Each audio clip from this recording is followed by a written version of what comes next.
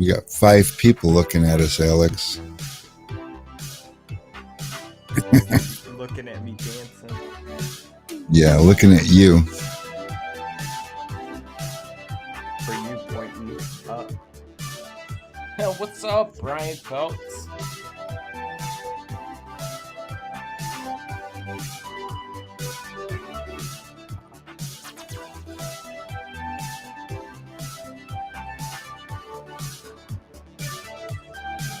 Not a whole lot. Cheap coffee and cheaper tints.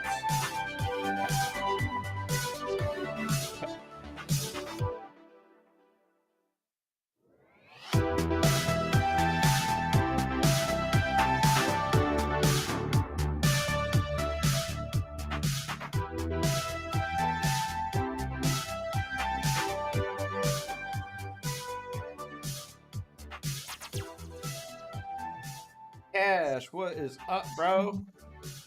How you doing, bro? I see you out there doing those financial vids. Did you say financial? Financial. He's out there teaching you how to keep a tip-top wallet. Top Yeah, wallet Skippy. services.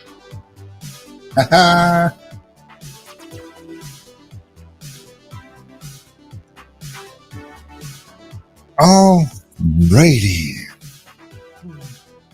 2 more minutes. This timer takes too long.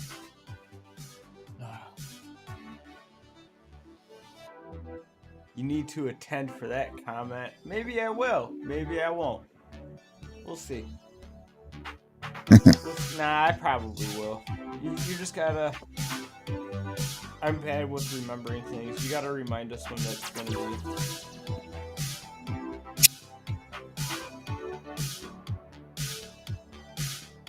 When what's going to be? His next talk. Cash has been doing financial advice talks. Oh. Yeah. What's up, T-Town? I think I seen like the preview or the post that prequel that was like talking about how he's been noticing a lot of tenors being broke these days, and he's teaching them how to not be broke or how to be less broke. Yes. Ryan Feltz, I don't know if you noticed, but we're tenters. I don't know a damn thing about PPF.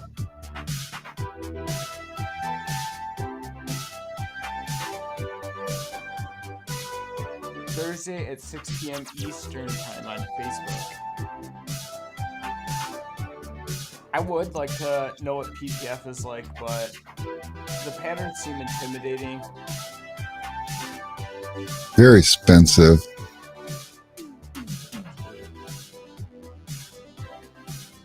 If it's anything like learning vinyl, I'm probably good on that. I've already wasted enough money on trying to do something I don't know how to do. What's up? Getting this big order together, making sure I got all appeal in. I think he meant apparel. But, all the but maybe not. models. All the things and stuff. I hear that's the industry to be a part of during this time of year. Especially if you sell warm clothes. Yeah, that's where people want to spend their Christmas monies. Yes. You know, because no one cares about tenors. No one wants to get us stuff. You know, my wife asked me what I wanted for Christmas yesterday. You know what I told her? What you told her? I wanted a Jiffy J2W steamer.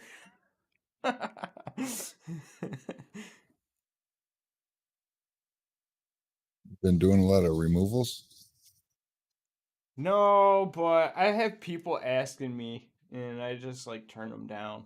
And I would like to not turn them down. I see.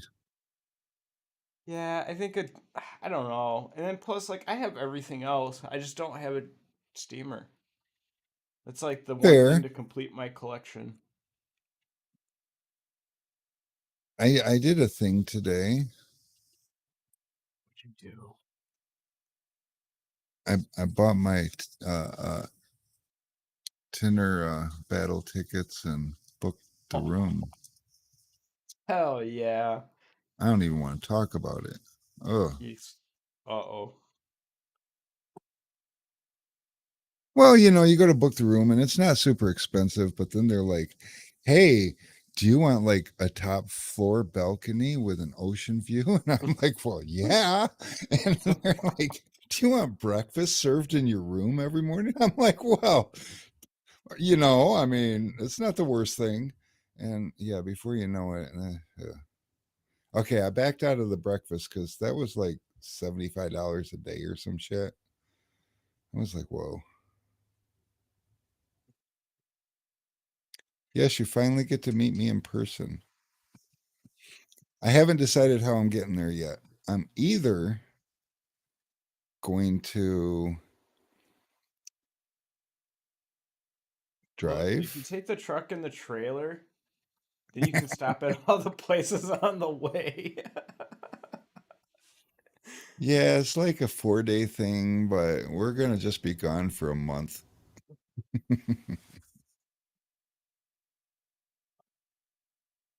Oh, super Yeah. cool, Jeremy.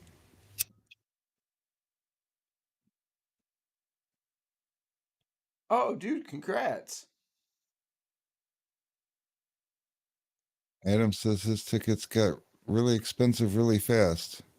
I didn't even look at plane tickets. That was my other thing, but I don't know. Or are you talking about the hotel cuz all the amenities they want to offer you? I did do the high floor ocean view kind of thing cuz I mean, like hopefully that's not a bad thing.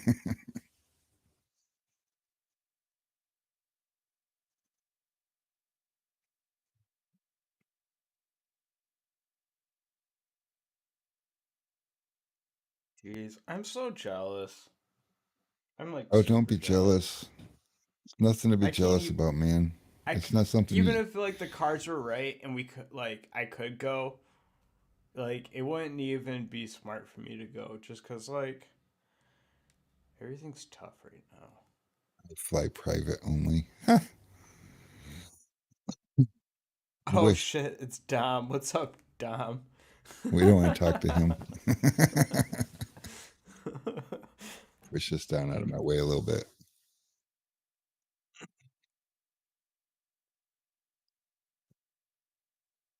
That's some resort rates. Yeah, it's not terrible though. We opted to stay an extra day because I hate rushing out. So we'll get up in the morning and leave because I'm feeling like we'll probably drive down there. And then I got to decide if it's probably going to be cheaper to rent a car because 14 miles to the gallon on the highway probably isn't great. You get in the ceramic room. Is that what we're calling it? Yeah, yeah, the super ceramic room.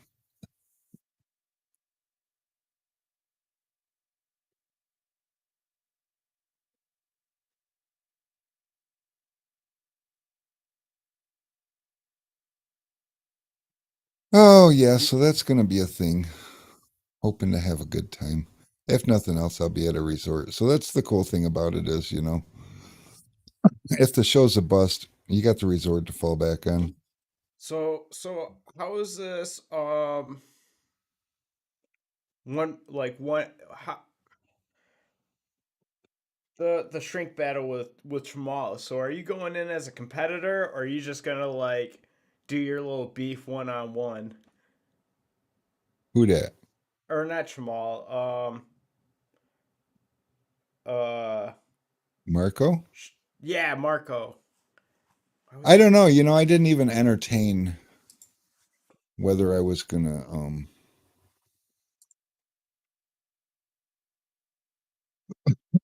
I wasn't even I don't know. You didn't even think about it. You forgot. I didn't forget. I might be a little intimidated. You know, I ain't tinted a car in like 2 years. No, it was last year. It was Nick's car. Okay, so I've tinted a car in 2 years. But I guess you're right.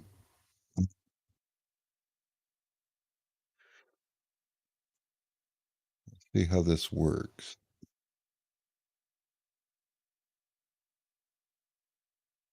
I mean, my tickets are all access. Do you just like sign up for it, or how's this work? Why don't you do teams with Brian Phelps? Oh, I don't want to like do all that kind of competing shit. But I wouldn't mind taking down Marco as the back window shrinking king character.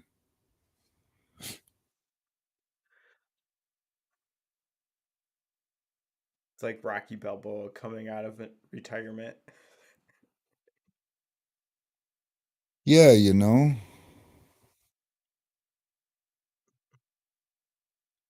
See. Jeremy 7:30 Davis to says 9. Jeremy What says is your ticket gets you into everything. So competition is not a separate like cost.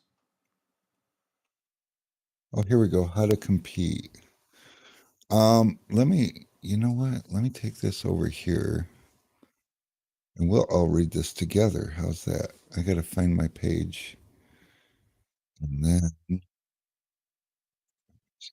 share the screen.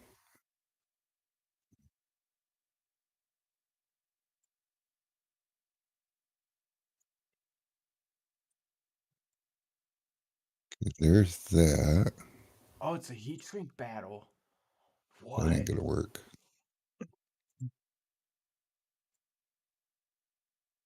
None of those are gonna work. Okay, so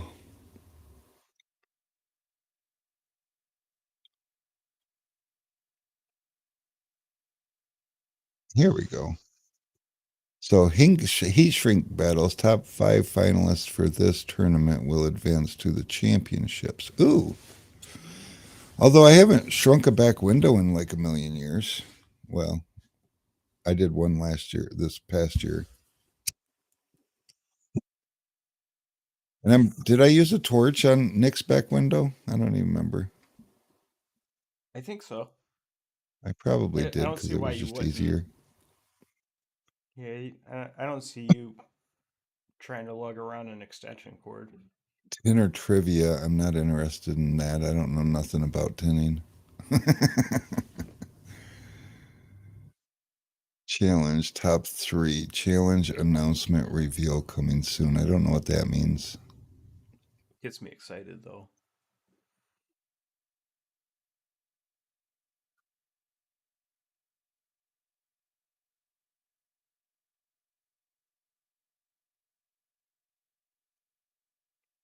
Your ticket is your entry for everything. So I guess I got my ticket. I can enter and stuff.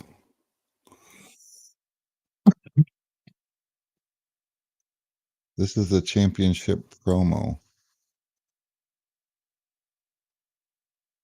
Oh, it's muted. It is. Wait a minute, we'll start it over. With that squeegee when I see him. I'll make him swallow that big squeegee when I see him. The glass tinting, films like a tinder beating, hell raising, trailblazing, most tint defying figure, and all of entertainment today, the one, the tinted one, the Texas squeegee. You guys are going down.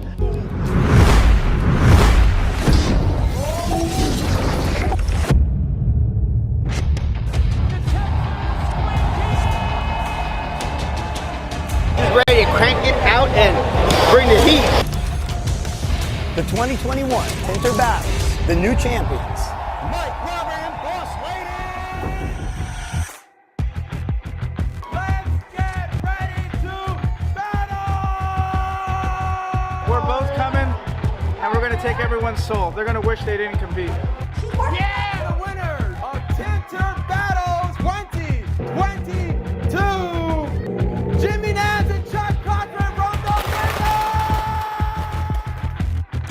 Look at that. See, old guys can win. 5, 4, 3, 2,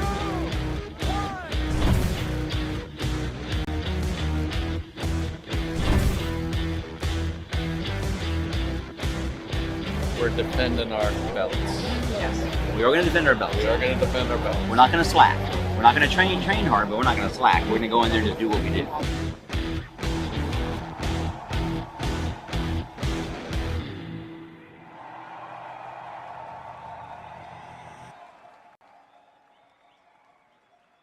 Yeah. So that's what we're doing, huh? What's up, Corey Case? Happy belated birthday, my guy. Corey! It was Corey's birthday yesterday. For those that don't Oh, know. was it? Happy Yeah, he's birthday, old now. Corey. You officially turned old, man? That's cool. Dude, that video is sick. I'm jealous. Yeah, I want to know who does their production. They should do some videos for us because, you know, isn't that how that's supposed to work?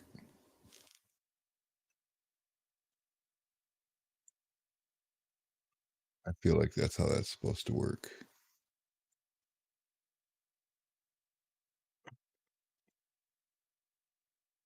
We found out this is why Carrie's not available for anything anymore. I know.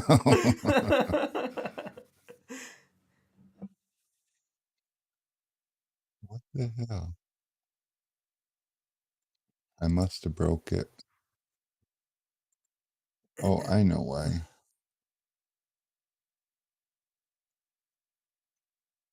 There we go. Clearview, yes, Yeah. we are. We are.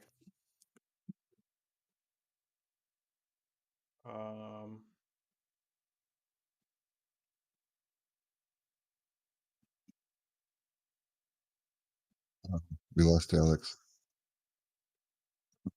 I'm trying to think of some inspiration. Inspiration is hard this time of year because if you're like most of us, things have just nosedived.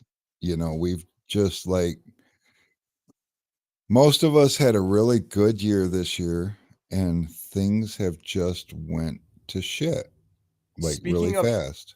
Speaking of Shady getting a FC 9000 Graph Tech, I don't know if you've been seeing or paying attention to what those really slick Autobahn guys are doing. What are they doing? Oh, what is that shit called? Here, I'm gonna go to Dave's page. Maybe I can. Oh, have you seen Disruptive, the new thing that everyone's working on right now? Yeah. Dude, I don't know. That kind of has me a little hype. I don't know. It feels like it's kind of got like it's like a plotter software, but has like a social media type feel to it, where like if you're a tenor and you have the ability to create your own patterns, you like sign up, make a profile, and then people can like sift through their favorite tinters patterns. So that's basically the premise that Film and Vinyl Designs was born on. And so it's just one of those things that has to be babysat as Brett and company had to learn, because you can take a good tinner and allow them to make patterns for you, but if that tinner's give a fuck gets broke, you start getting bad patterns, and it takes a minute and an awful hit to your reputation to realize it. So hopefully that's something that the guys over at Autobahn have kind of realized and have an answer for, because that's really that, and the fact that you've got you know, each of us, we cut patterns based on our own style and liking. So, like I've told people with any tint software, is you're stuck with whatever tinner's making those patterns, their style of patterns. And if you can adapt, which I've always been able to adapt, I can lay, if it's a good pattern, I can lay anybody's pattern. But you know, some people like to barely cover the edges. Some people like to tuck deep inside seals. Some people don't like to tuck too much under the bottom sweep, and other people's want to tuck an inch and a half under the bottom sweep, you know, and those are all things that factor in. And I don't think there's any set of rules. You know, I used to be a deep tuck guy, and when I bought into Solar Guard's computer cut, it was totally opposite to the way I thought. You know, I was always brought up to think that you have to tuck it deep, and so I did, and that's how I tinted. And then with Solar Guard's patterns, I had to get a little more used to it, because I had to center the pattern on the window, because otherwise I would have a light gap on the front or the back because they barely covered. And they don't talk to me about tucking under the seal, because they just didn't. And, you know, that freaked me out. But, you know, hey, I got it. I'm going to try it. And if I start getting peeling windows, I will talk to my rep about it. And oddly enough, I never got peeling windows. So it actually taught me, using somebody else's pattern concepts, it taught me that I didn't have to tuck way down under the seal, and it would be just fine. And I didn't have comebacks. In fact, I would wager to bet that I had less comebacks with the no tuck patterns versus the tuck deep patterns. Because the tuck deep patterns, what I learned was, I can't always see that front or back corner to see whether I actually got it to lay flat or if I crinkled it, because it's so deep under there, you just can't. And I know there's a lot of guys will be like, well, just pull the sweeps and then you can see down in there. But here's the thing, I don't pull sweeps. And so that benefits me to not tuck. And as long as there's no lights, then bada boom, bada bing. Shady says there will be notes for how your pattern fitment is. Can we add notes to it too as we go? Like if I hate a pattern, I can add a note and say the pattern maker can shove this one up his ass. Because, you know, there's a lot of tinners. I actually employ a tinner that thinks like that.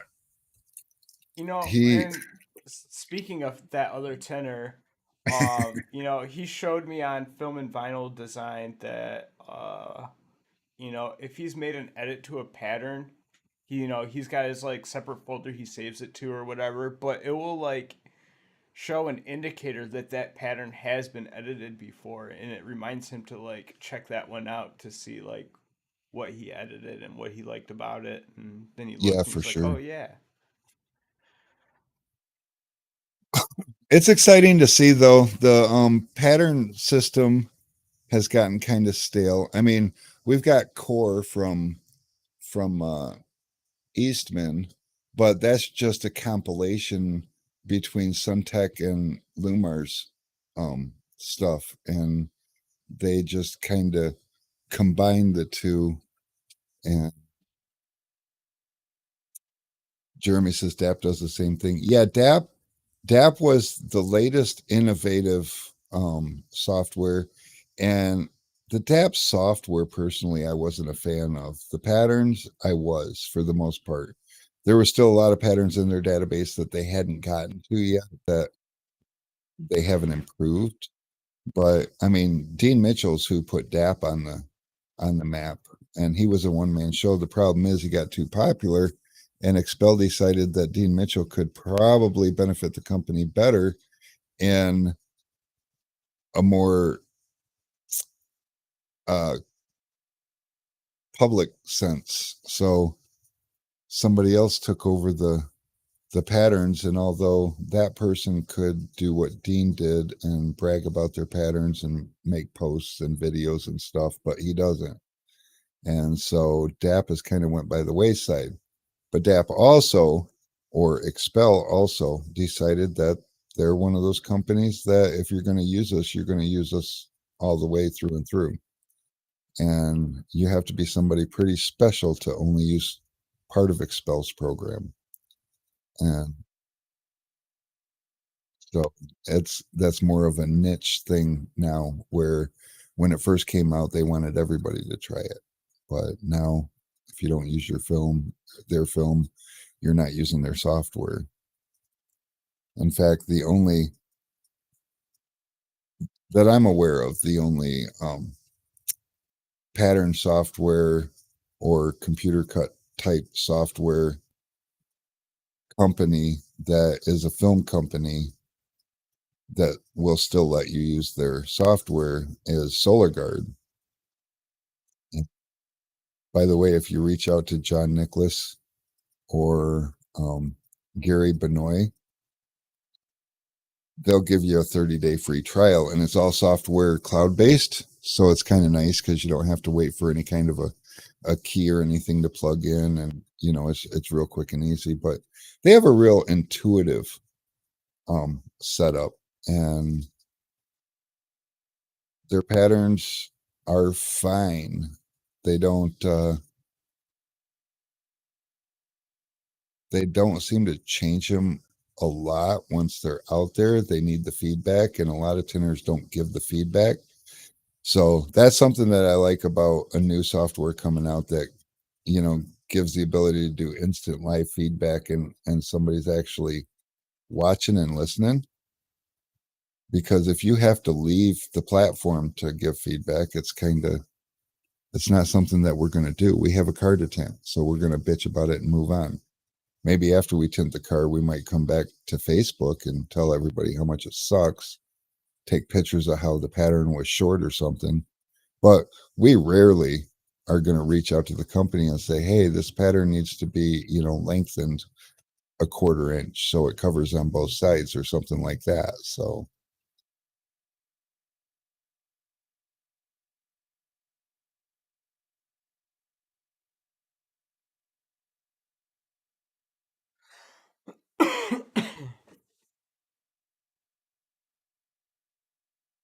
Billy's making funnies.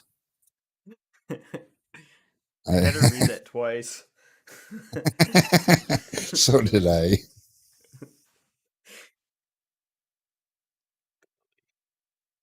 And I might still not have quite understood it, but I'm pretty sure it was supposed to be funny, so I'm going to go with that. It means the counter's intuitive, but does it actually mean it's counterintuitive? I think it means it's an intuitive counter. It's counterintuitive, but it's the wrong counter. I do like long and short options in film and vinyl designs. We do like that. You gotta forgive Tint Tech 2020. They're a Canadian company. They don't understand English. Oh, I should be careful. I probably just went against some community standards or something there. Yeah, I'm gonna get kicked off of YouTube. Don't get canceled.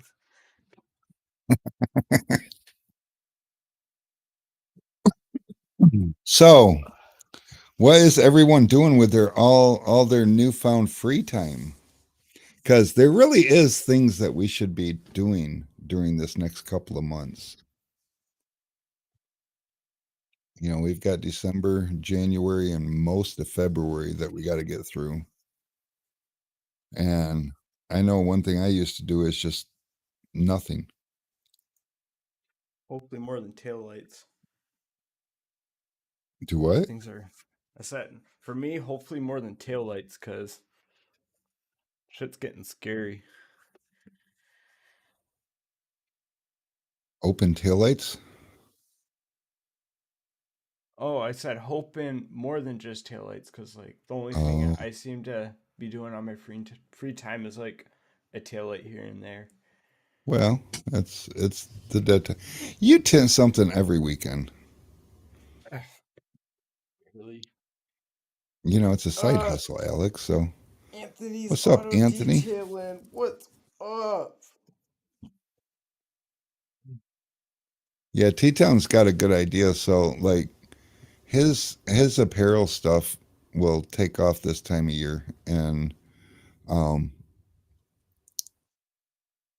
then he's getting ready to redesign his websites. That's the other thing too. So during this time of year, embrace your slowness. Try to think about all the things during the summer that you needed to do that you didn't get to because you were just busy or you were overwhelmed. And when you had some time, you just kind of embrace the free time and let things not happen and use the excuse that you were busy. That's what I do anyway. I'm not calling anybody out but myself on that one. But when it gets this time of year, think about all those things that you didn't have a chance to do. Now you have a chance to do them. And they don't all cost money. Like if you have a website, now's not a bad time when you find yourself with a block of hours that you got nothing to do. Fiddle with your website. Start putting together Facebook ads, and get them ready. Think about upcoming holidays and how you can capitalize on them, and get some ad art ready. Like you got Valentine's Day coming up, so get some Valentine art for your tent. Get some funny memes.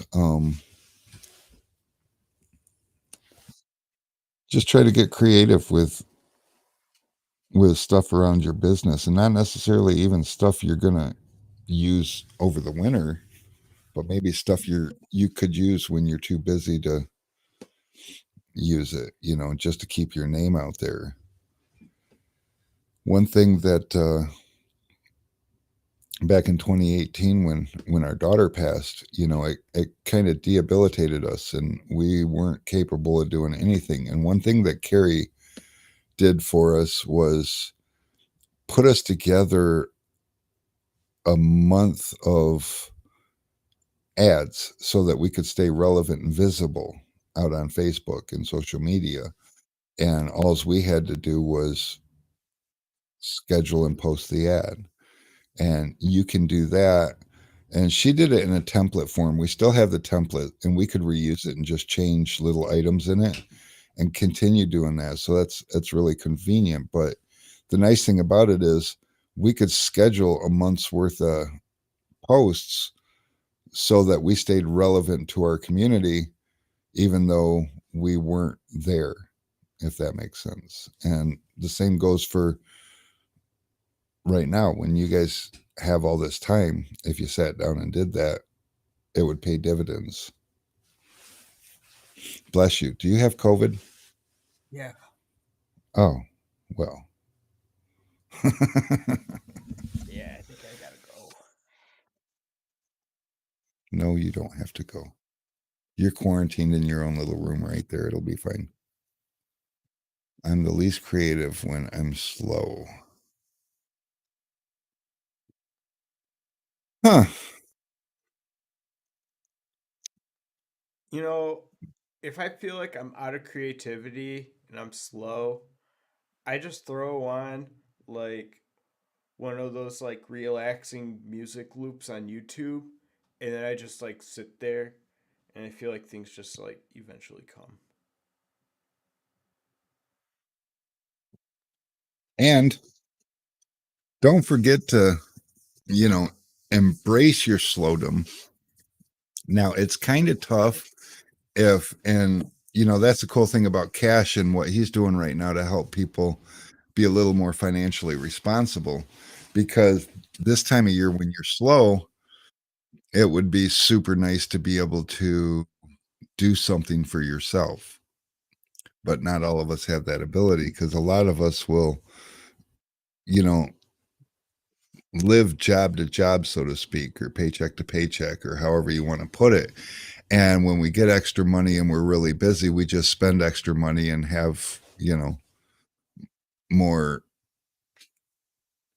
pampering of ourselves. But the problem is then when this time of year comes, we're like just trying to get by, just trying to make it, because we didn't plan for it.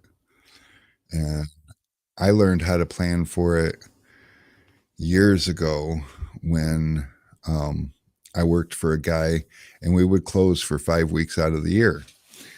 And starting out, I got 1 week paid vacation, but the other 4 weeks I had to collect unemployment.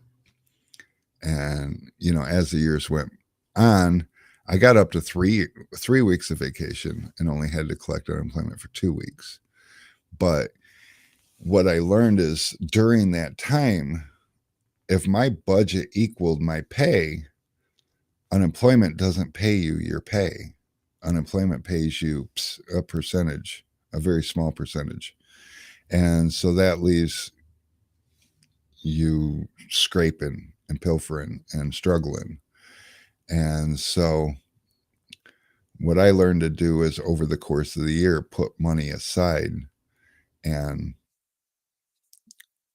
figure out during the winter months, because back then I was salary. So when I went back to work, it didn't matter if we were dead. I still got my paycheck. And the summertime, I didn't make any more. So I had to learn how to budget. And in doing that, I also learned what I needed to save for that time off. Now, fast forward till when I started working for myself in the summertime, I made money hand over fist. And in the wintertime, I applied that same principle. Although in the wintertime, it was no longer 5 weeks worth of bills I had to cover. It was 3 months worth of bills I had to cover. And so I learned that what I had to come up with early on, it was only like $5,000 for 3 months and I could get by. But as the business developed and I started doing better, then that has to adapt with your lifestyle. You can't say, all right, I need to put $5,000 aside so I can be comfortable during the winter. And then 5 years from now, still be putting $5,000 aside. That's not going to work. You know, so that's one place where the salary tenors really benefit. And a lot of guys love being salary, even though they make so much less in the summertime than they could. They just love having a steady paycheck that pays their bills. But if you want to be commission, if you want to be self-employed, then there's some of those things you don't think about when the money's good. And like Jeremy said, was it Jeremy that just opened his shop or just getting the keys to his shop today? Pretty sure it was Jeremy Davis. Yes. Anyways, he's going to embark right at the beginning of the deadest time of the year on a whole new set of responsibilities. So, I mean, how cool is that? And scary at the same time. But when we opened up Tint Squad, when we moved into Tint Squad, we did the same thing. We opened in December. We got the building in October. So we had October and November to get everything ready for us to open. And I just worked a deal with the landlord so that I didn't pay rent for the first 2 months so that I could put all that money towards the building because it's his building and I'm going to make it beautiful. And I did. And then we opened in December. And trust me, just because you open the doors and turn the open sign on does not mean that money's going to start rolling in. You know, it's still seasonal. So it's going to be slow. It's going to be a grind. Another thing that we learned is that Google is your friend. Not because you want to do Google ads and stuff like that. You just want to stay relevant to Google. So your business page on Google, you want to post pictures inside, outside of employees, of jobs done, of everything. You want to, we actually ended up paying a guy to come in and do those virtual tour type photos. So it was almost like Street View. So people could take a tour of our shop because we needed every edge over the competition we could get, because in that time of the year, there's no money to be had. I think it cost us like $400 for the guy to come in and do all the pictures and everything. And it was cool. They're outdated. We probably ought to do it again because some changes have been made, but it was definitely a learning experience. But what we found out is because of all the work we did over the winter while we were just trying to grind it out, our first spring was a really good one. And, Google was the reason that people found us. Even though I was on a main street, I was also in a plaza and I shared a sign with like 7 other companies. And I had this tiny little spot on the sign that if you knew you were looking for it, you could see it, but it wasn't something that just jumped out and, got your attention. So, yeah.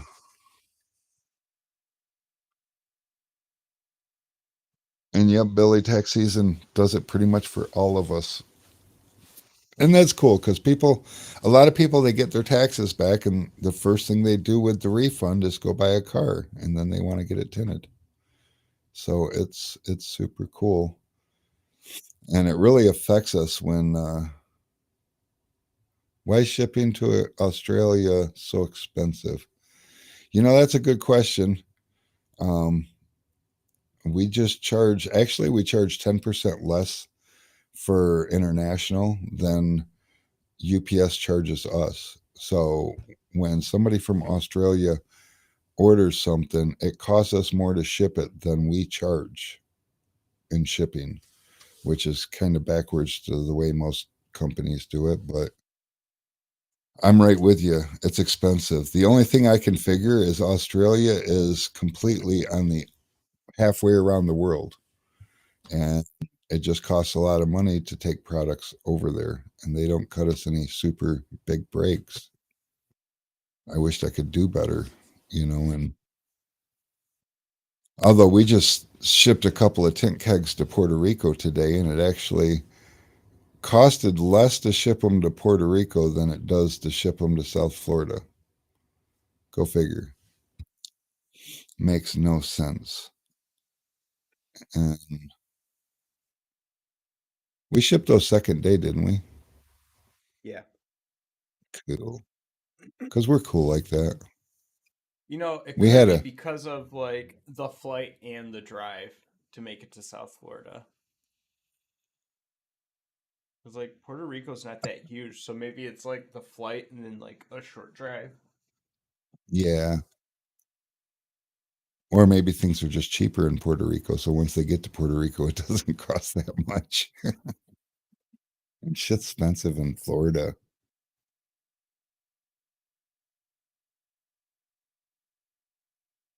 Well, Puerto Rico, keep in mind, they're also close to the equator. And um, down by the equator, unfortunately, window film gets beat up. Even the best window films will fail down by the equator. Oh, look, somebody I get to block.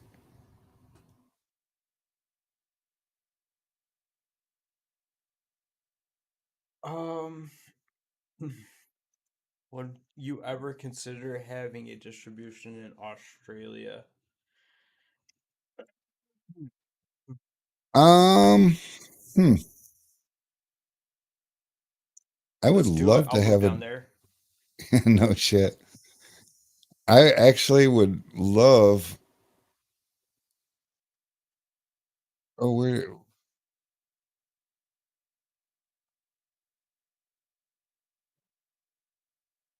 We where did block he him. go? Was he X Girls XYZ?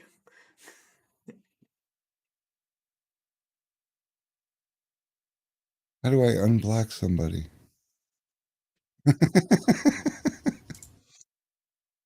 Oh, geez, I might have messed up, guys. Yes, we absolutely would entertain it, but we got some friends of ours um, that are actually distributors in Australia, and we try to get them to carry our products, but you guys have availability of most of what we have here, there, if that makes sense.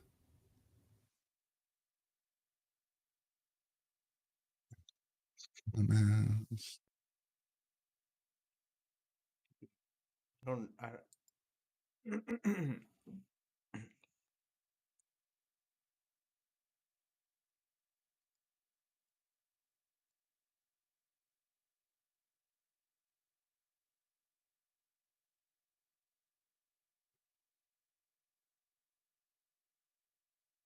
Okay, I just unblocked him there. Restream chat.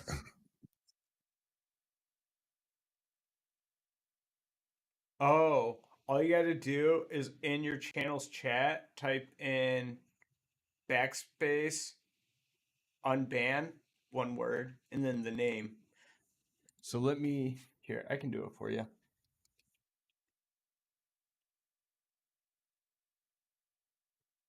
Oh, did that not work? Do I do it in private chat?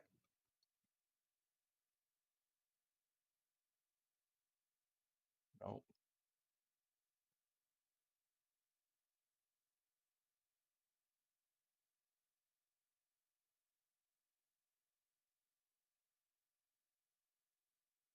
Oh, the name gets added to the list of banned words. But where do you find the banned words?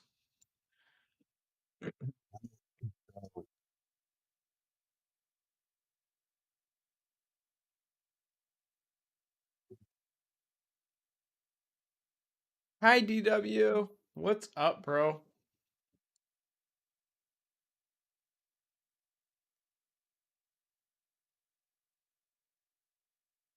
Was it X Girls XYZ?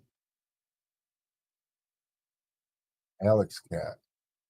Alex Cat.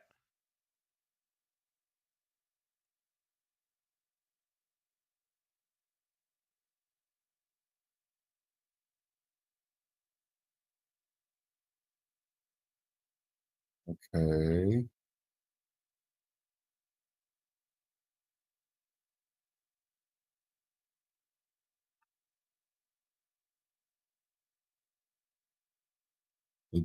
I didn't block him in.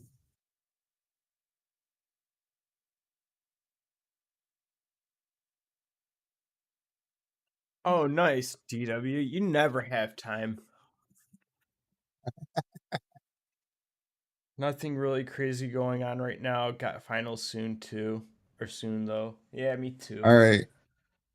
Alex Cat, I got you unblocked.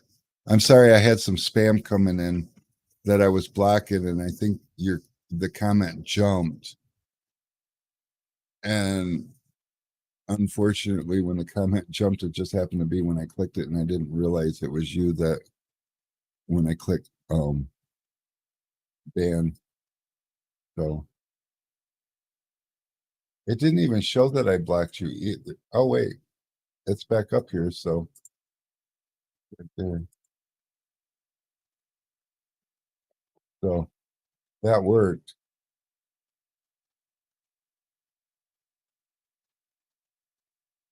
Sorry about that, Alex. Although, did it boot you from the stream? I don't even know. I feel so. That's the first time I ever had that happen.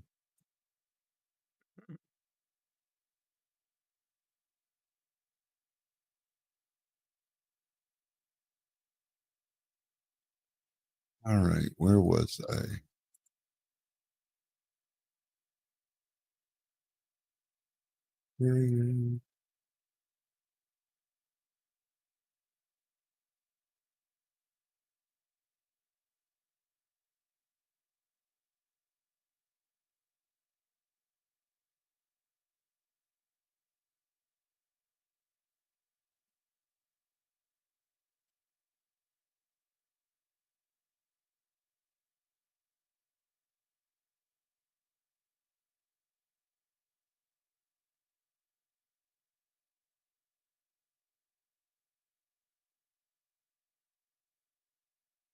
What distributor is a bit birdie?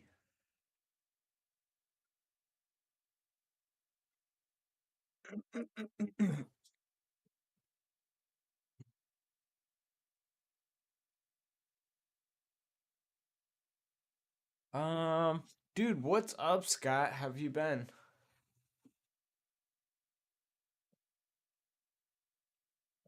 Yeah, it's like a mix between like a boring and not so boring day. I think the biggest highlight of my day was rolling down a 72-inch roll of film and then cutting one of those into a 48-24. Alex, you should know this one. Didn't we have a 60-inch roll? Jaybird? You said what? Didn't we have a 60-inch roll? We have one 60-inch roll left, and I think it's a partial. Also, there was already a 72 by 50, and we did talk about possibly carrying 24-inch flat glass rolls, This is Which- true. which no one else in this industry does. Not a single person. Ask Billy. Hey, Billy, is a 24-inch width film something that the flat glass industry would be interested in? Because, like, Don't do it. Why? yeah, why? Help us out here. Educate us about this one.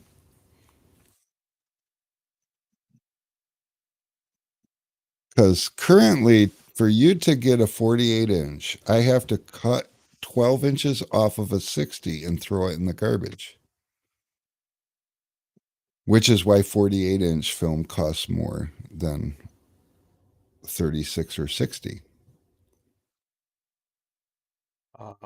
Scott does a lot of. Okay, so 3 off a 72, maybe? Yeah, but more importantly, if somebody bought a 24, that would leave us a 48 off of a 72. 48's like probably the most popular roll size. And yes, we can I can cut as many cuts into a roll as I wish. Because we just cut from the end and work our way down to the other end.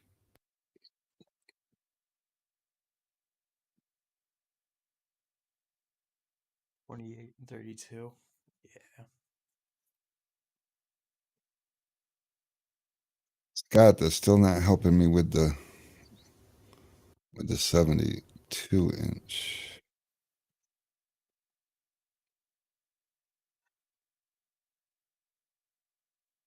Heck yeah, I have space for 24s. I just kicked Avery to the curb.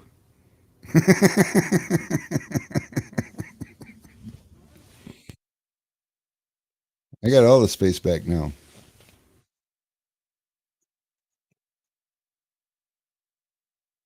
So I don't know. But yeah, it's something we've been pondering. How about we do this? How about we just add the variable on the website and see where it goes. And every time somebody wants a 24, we'll cut it off of a 72. It'll leave us a 48, and we know the 48 will sell. Yeah. Hey, what's up, Vinny? Speaking of, we do need more 5% Eclipse. Oh, shoot. That's what I was supposed to do today. Talk about having time and then wasting it. That's what I did today because I got to order more films. 'Tis that time. Residential commercial is quite different. Yeah. Well, one thing that I noticed doing, see, in flat glass, I mostly did residential. And I notice in residential, a 24-inch roll would go a long ways. And if you have a better price on a 24-inch roll, it would encourage people to purchase the 24-inch roll when they have a use for it.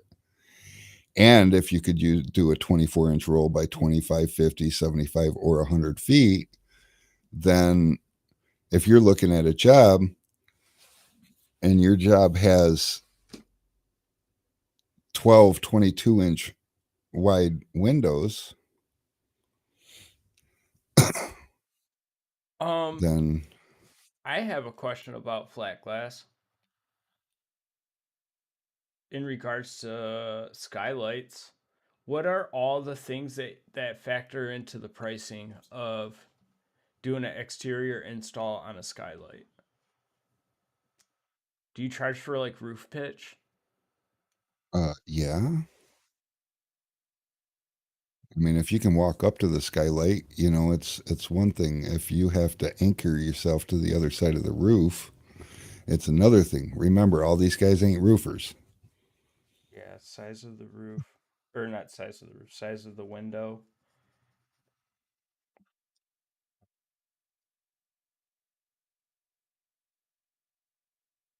That the roofer called me back and wants to know what how would I price that out? So like obviously roof pitch, and then I don't even know where to begin on like install price, like by square footage. You'd be 15 to 20 a square.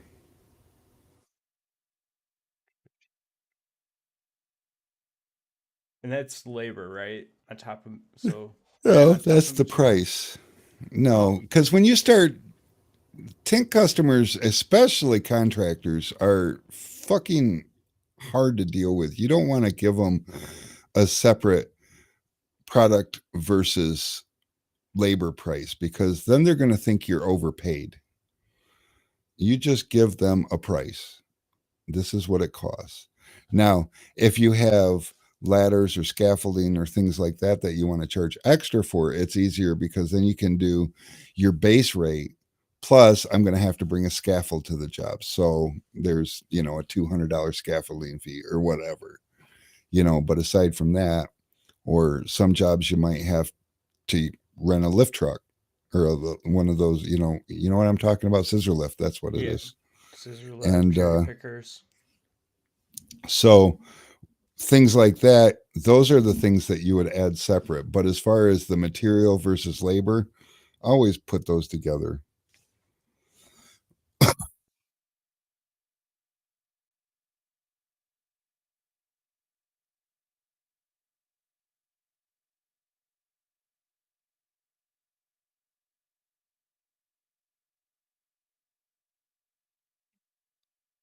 Yeah, Scott, the 31 by 77 doors is kind of a shitty one because you can't be confident enough in cutting a 72 and a half. Or actually you can because that would be 36. So on those I use a 36 and then waste the 5 inches, but it doesn't seem so bad. Oh yeah, and upcharge for lift work because it takes longer. Because with the lift, you got to move it pretty much for every window.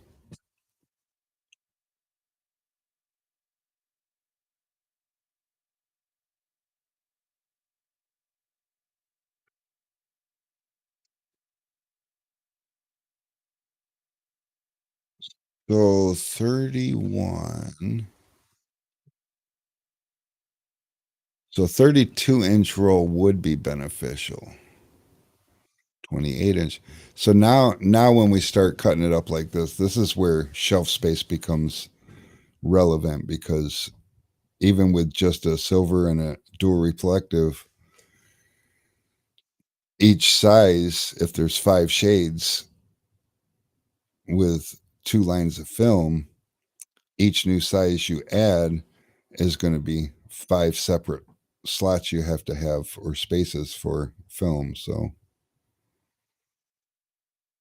David, what's up?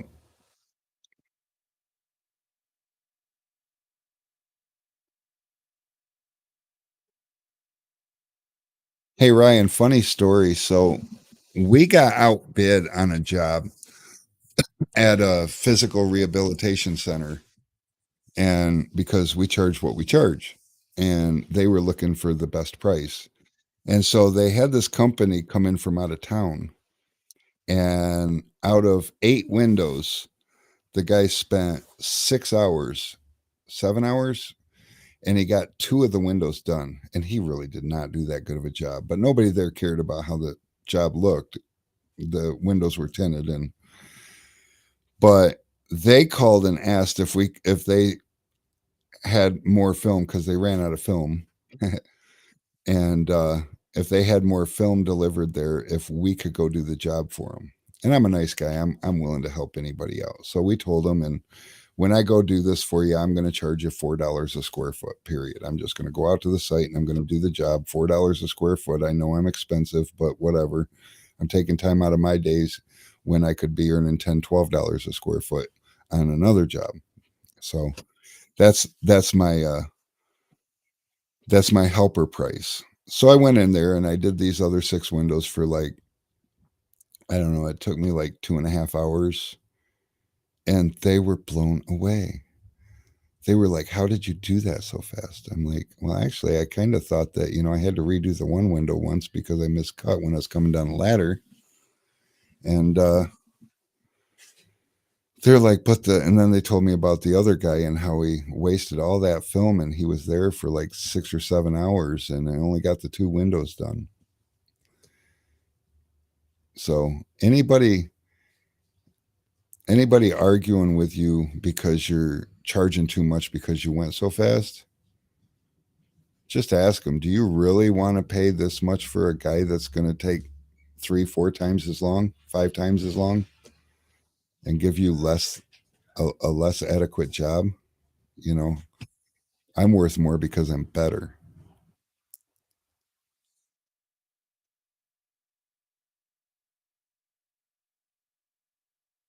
Yes, and what Darkseid says, if you break down the numbers, they try to nickel and dime you, or just try to buy your material and do it themselves. And that is true. When you give them, the only downfall to giving them one price, they'll come back with well, how about if I just buy the film, how much would you charge me to put it on? And I always tell them it's the same price. I got a confidence in the stuff that I use. I don't have a confidence in what you're going to buy to use. So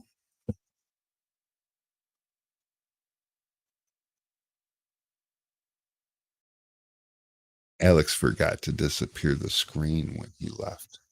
UPS is here because UPS is cool. In fact,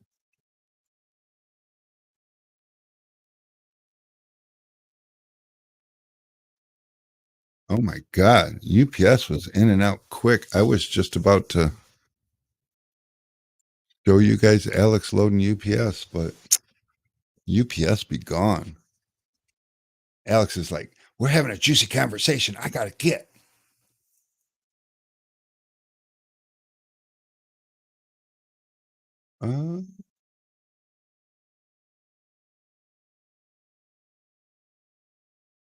Some films are 60 only. That sucks. Yeah. So far, I'm trying not to carry any 60-inch only films because there are a lot of situations nowadays where there's at least one window that is bigger than 60 inches. Even these houses, they'll have like a 62 by 70 something inch window above their front door to expose their chandelier. Then businesses, of course, they build them all sorts of different ways. All right, Scott, enjoy your weather down there. Damn it. I lost to Alex. Where did I lose to Alex to? He must have went to the potty. Oh. Or he went to get more coffee. That's smart of him. Yeah, it's very smart of him. Hi, Alex. Welcome back. Yo, Yo, it's cold out there.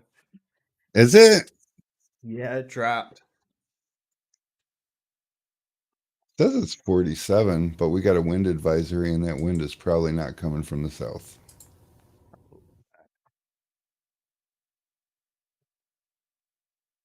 Dumb. Let's see. Ooh. It says particularly dangerous situation. What's that? I don't know. There's a huge system like in Louisiana, Mississippi, Alabama, a little general region. It says damaging winds, large hail, and flooding rainfall. Holy shit. And then I see a bunch of stuff about nighttime tornadoes.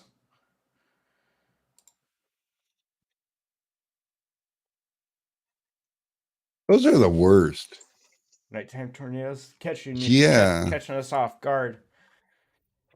Well, it makes it hard to go to sleep. Oh shit, we got rain headed in this direction right now. Speaking of rain headed in this direction, did you notice what happened Sunday? This last Sunday? Yeah. So Saturday I look and there's like 100% chance of rain Sunday. And I looked at the radar and I looked at all the different fronts and everything, and I'm like, there's no fucking way. The only rain in the entire country was down in Houston, like Texas. And as you know, from that I think it was a tropical storm or something. Yeah, Nicole or whoever. Yeah, so in 24 hours, that sucker went from Houston, Texas to Michigan. It traveled at over 50 mile an hour the entire time and never lost any of its oomph. Well, I mean, I guess it lost some of its oomph because when it started, it had a bunch of lightning and shit, you know, and by the time it got to us, it was just heavy rain. And then sure enough, it rained all day Sunday, just like they said it would. First time all year the weatherman's been right. Yeah, those were. But yeah, lights. there is lots of storming going on down there. Yeah. They're having a blast.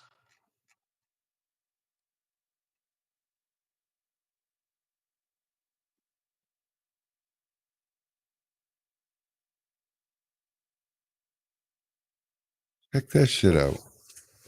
It's a big system too. It's like all the way to almost Charleston, West Virginia. Oh, and part of Indianapolis.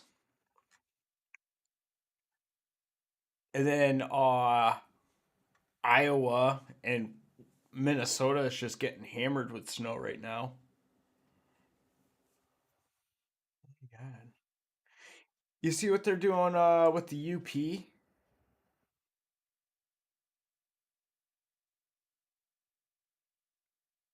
Oh. Yeah, we got some blizzard up over there. No shit. I like how in like Marquette and east it's rain, and west of Marquette is snow. Like that's your line. Yeah, they're not even. They're like barely the UP. The weather system's like, nah, you're getting close to being like the Lower Peninsula. You don't get any of this. You've got too much access to the rest of Michigan. Wow, so No. that's Well, no, I seen a thing about Whitmer talking about doing some grants to smaller towns in the UP for developments to become bigger cities to be more attractive place to like reside in. well, got to be careful with that, you know. I mean, one of the joys to the UP and Michigan is That no one's up there. how remote it is, how much land and space and freedom you have up there, you know. And don't get me wrong, I agree that there is definitely room for some development, but you know, we as Americans, we overdevelop shit. When we decide we're going to go develop something, we're like fucking, you know, put houses on top of each other and just, it's awful. But you know, for I don't know, 2 to 3 months out of the year, there is a whole bunch of beauty up there. And then You for know- the other 9 months out of the year, there's I mean, if you like the cold and the snow. I was thinking about that when I was on my way to school on Featherstone, because it's like, I mean, up until now, Featherstone on the south side of it has always been just like a huge forest. And like they just like rip down all the trees to like build something. There's like no trees on Featherstone anymore. It used to be all woods until like a few months ago.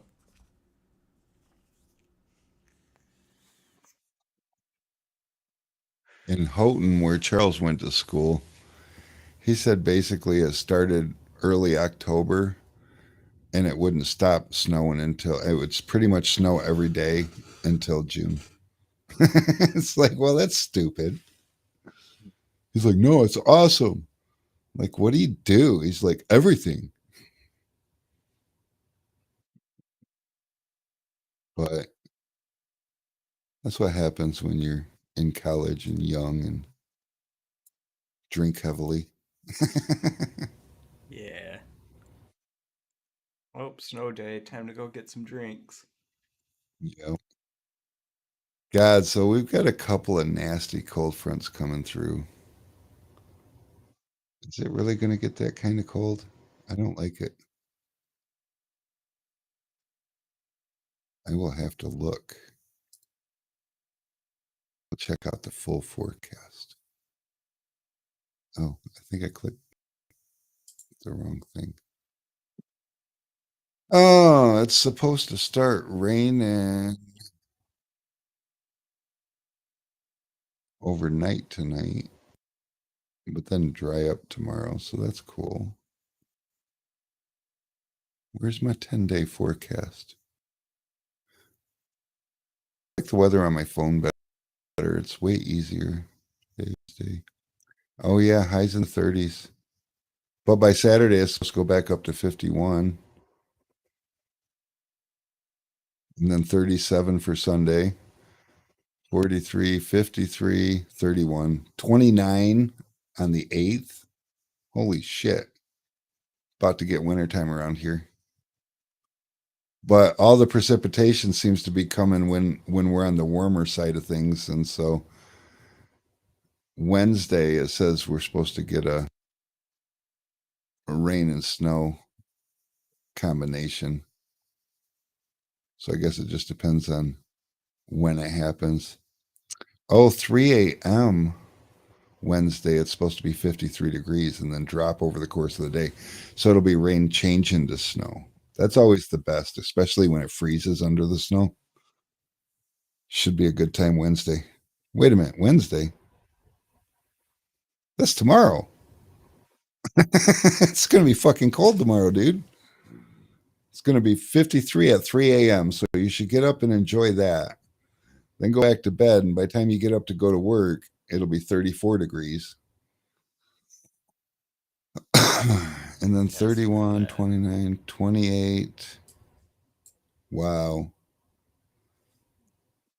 So it'll be like 28 by time you're thinking about going to bed.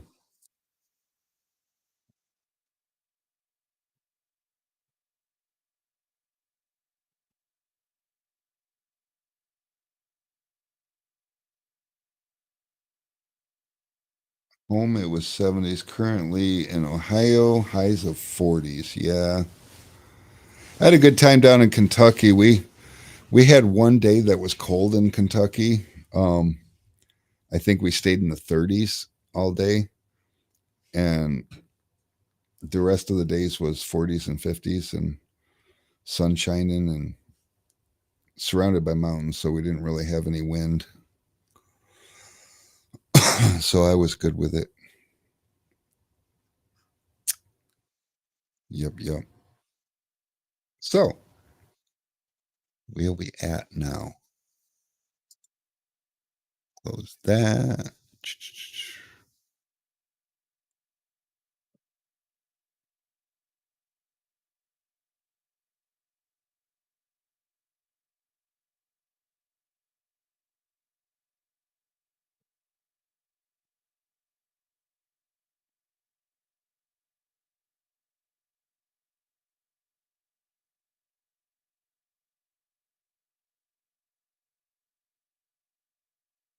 Yeah, there's a whole lot of yucky going on.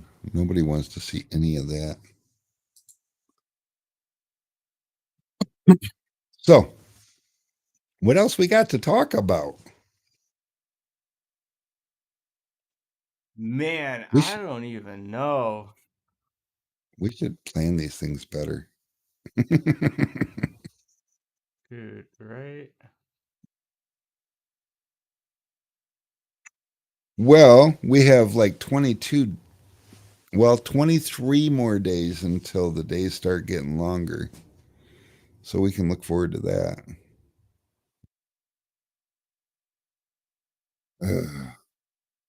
I'm not a fan of this time of year. And you know what I discovered is like Florida has like almost an hour more a daylight than we do. Is it because they're closer to the equator? Yeah, dumb.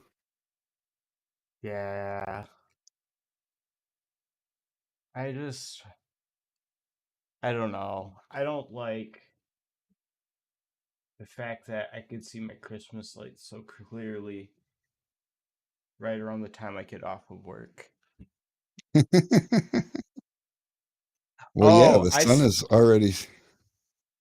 Dustin wants to know why I look so shocked. My grandpa shared a video about, it's like, what do you call those? Like, I think it's like a hydraulic press or something. And this lady, she was like getting something lined up so the hydraulic press can go and like stamp or whatever the hell it was doing. And she was like, oh, that's not right. And she tried to fix the orientation of it real quick. And the whole thing just like crushed her arm. I'm like, oh my God. Oh, Yeah, a scary video. yeah. And no mountains to block the sun as it goes down. That is true. Yeah, but our sunset is like 5 something right now, which is dumb. It is very dumb. And it's like, it's very depressing. And if there's a reason for seasonal depression, I think that's like the main culprit. Uh, says it's 49 degrees out there right now, but there is a wind advisory. And that's why it feels so cold. And it says, I just wish this WFR shirt kept me as warm as it kept me bright.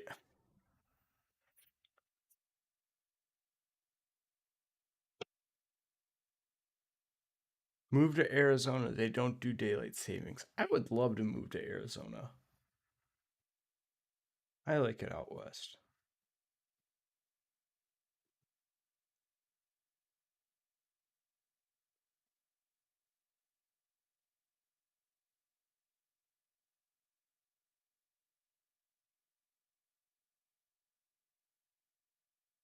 all of a sudden my weather on my phone has changed. This is not the time for that.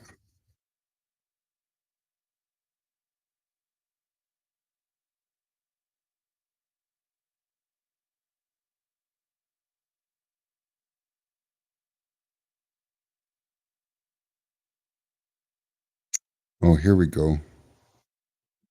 5:01 is sunset for us right now. So the sun set 16 minutes ago. Which is why the parking lot lights are on. That's rude. 7:41 a.m. is when the sun rises.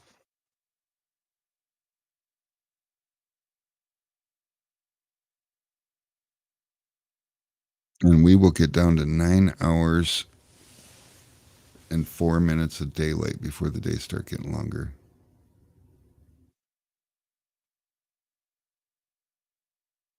No, Dustin, I did not hear about the tree trimmer in Kentucky. Jeremy's way south. It's still daylight there. Yeah, well, not here.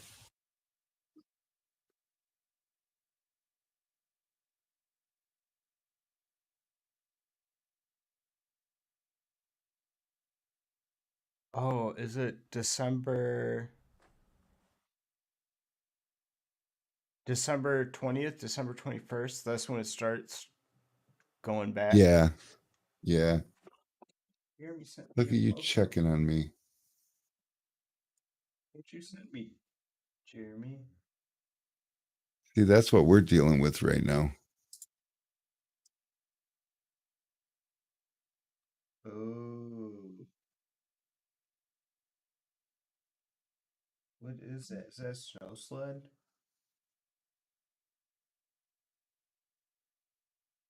Although what's funny is, so I can go from this one to this one, which is on the side of the building, and it's just the difference in the camera.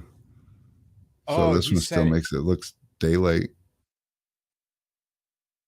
Oh, it looks daylight out there. Yeah. Isn't that weird? From one I thought camera to this. another. Oh, wait. What? So this is the 960 camera that's on the front of the building facing the parking lot. And the Yeah. other camera that faces the shipping door is a 4K camera with obviously better light. Look, that's Jeremy right now. Wait a minute. Hold on. Oh, it sucks. Yeah, it sucks. It's, the point is, it's daylight out there. Yeah, well, it's going to be dark in a minute, so enjoy it while it lasts, bucko. Oh, yeah. Let's go back to here. Yup, so that is how that is working. Whoops, we don't need that. Wrong button. Wrong button. So you guys all gonna sign into Tinner Tuesday over there at Tinterbrand or Jason Omoleski or Tint Dude 3 or whatever, however you got to find him.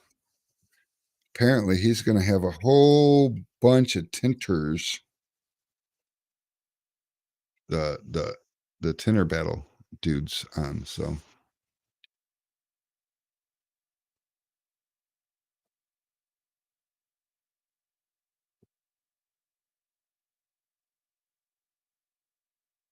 yep, Tim, I saw you signed up for it too.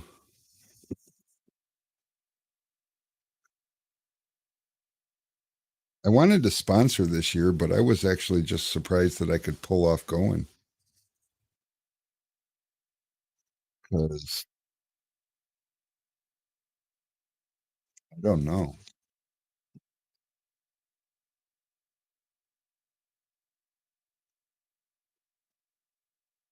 Just don't. April 20th, that or April 12th. I think that's my favorite day of the year. The day after my birthday? Yeah, because that's that's when it starts getting dark at 8 p.m., which I think is like the perfect dark time. I think the perfect dark time is around 9:30 or 10. Well, actually, now that I'm old, I think 8:39. Yeah. Haha, 420. That's my dad's birthday. And he does not smoke weed. Yes, the popularity contest. Absolutely the popularity contest. Don't worry, Brian. I'm with you. I'm not one of those guys that puts myself out for popularity. And it shows, but I'm certainly not going to knock them for doing it because I think it's cool. The level of enthusiasm that they bring to the table is just it's something that our industry needs. It'd be cool to be able to be a real part of that, but it's just not who I am. It's not my style.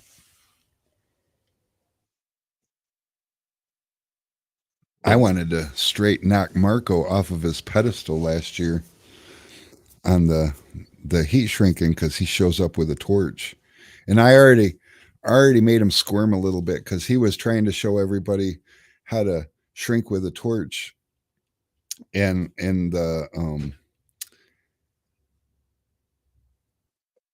I don't even know what you call it, demonstrations. And so he was giving people some hands-on teaching and everything. And then I heard him say, you have to shrink with propane. You can't shrink with MAP gas because MAP gas is too hot. And I just happened to have my torch there. And I walked up and I was like, can I give it a shot? And he's like, yeah. I said, can I use my own torch? He says, yeah. And I pulled out my MAP gas and I just laid it the fuck down. And then the heat shrink competition, I signed up and he's like, man, I already lost. But then they ran out of time and I wasn't able to compete. And I was so ready to take him down. I was ready to pay for an entry so I could take him down. And nope, didn't work out that way.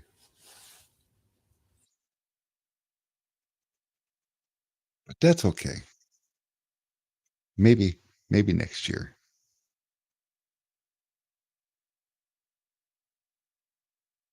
Dustin's like, a few times I've done it, I've only used MAP gas. Yeah, the person that turned me onto it. He used MAP gas, and he told me that it's harder with propane. And this is his words. I've never tried it with propane, but he told me it's harder with propane because propane doesn't burn as hot.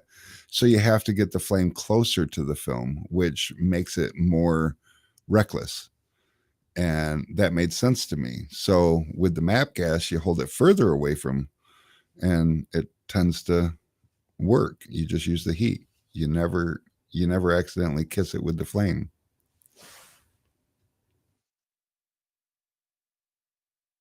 No, Brian, I can shrink any film with a torch. If you can shrink it with a heat gun, I can shrink it with a torch. Must get more of an airflow with MAP gas.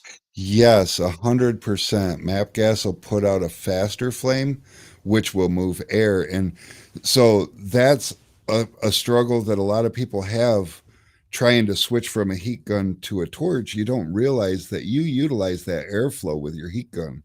And the torch, you're going to get less of that airflow.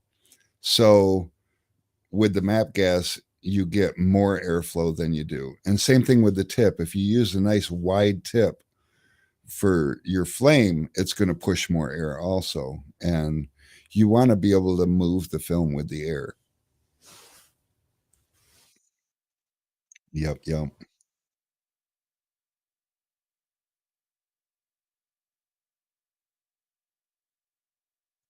Yes, MAP is the yellow button.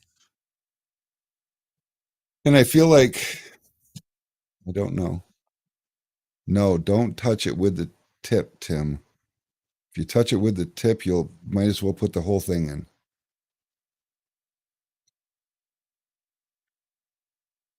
Not a man alive that's been able to give it just the tip. I'm sure of it. Don't laugh, Alex. Alex is like, yeah, I tried that once too. It didn't work.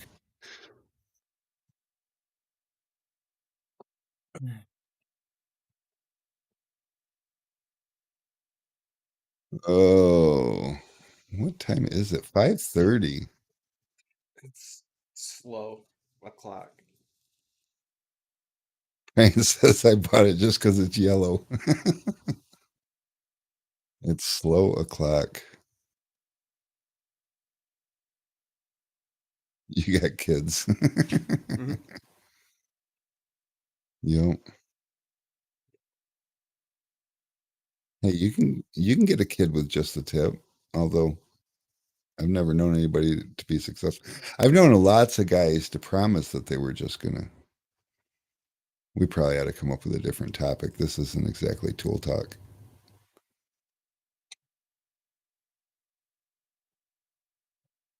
This is over there trying to break cables.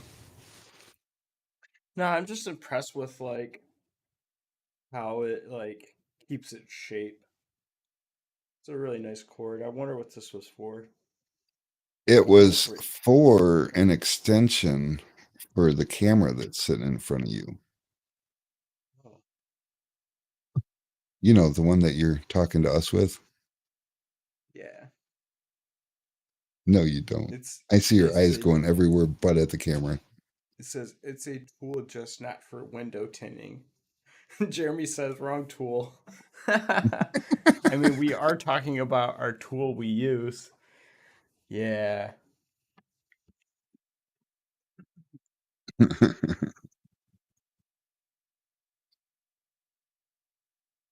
So, yeah, this time of year, what have we learned today? We have learned nothing except we've got to figure out how to utilize our time as efficiently as possible and look forward into our future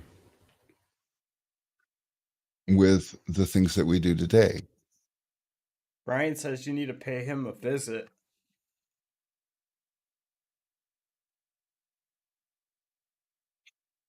Um,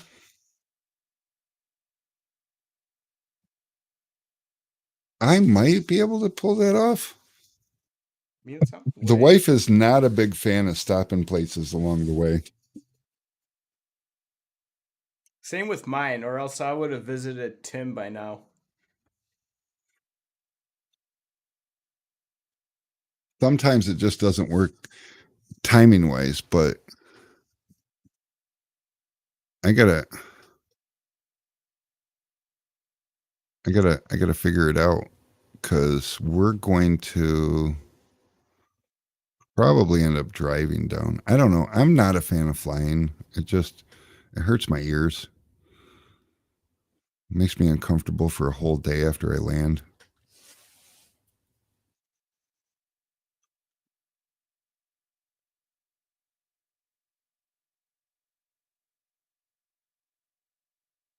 Dustin's doing science with airflow with a torch.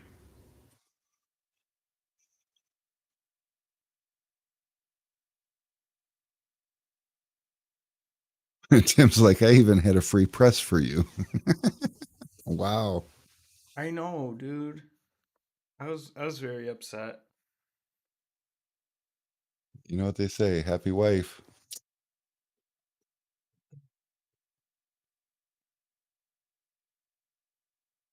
Yup, yup. I know, maybe that's why I Oh, should ask for Christmas. a heat press? Yeah.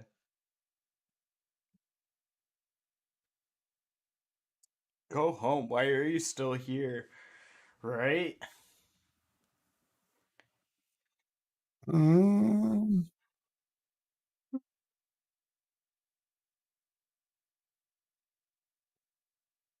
Oh, we did switch spots. Here.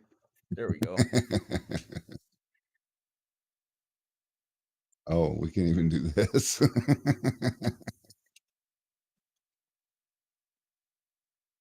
Oh, T-Town, I don't even remember which ones to get anymore. And I got hoodies. I got a hoodie job to do soon. Someone's wanting a few hoodies.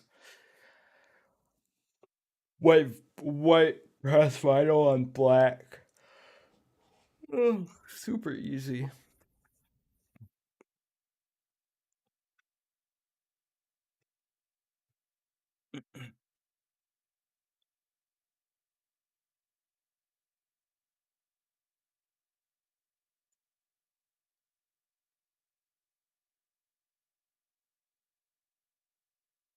Oh no.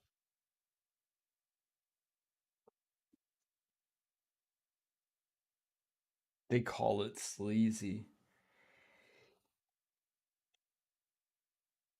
No, I'll just text Tim after work.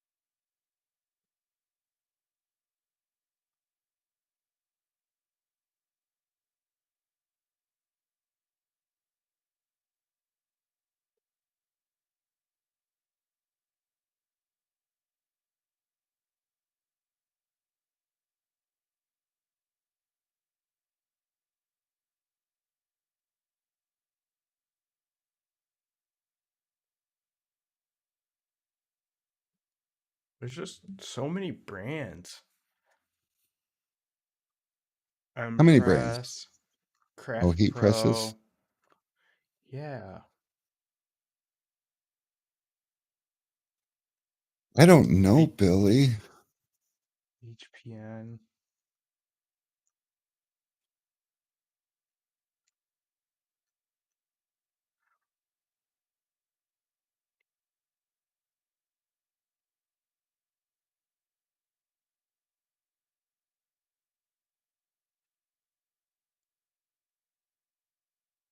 Pro World Inc. and it was a more expensive one. Now is the time to look. Yeah, dude. There's like a bunch of sales too. Pro World Inc.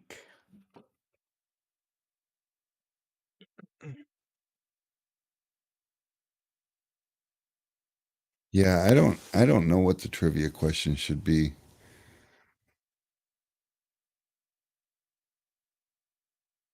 Billy says I can't find out why Loomer is called that.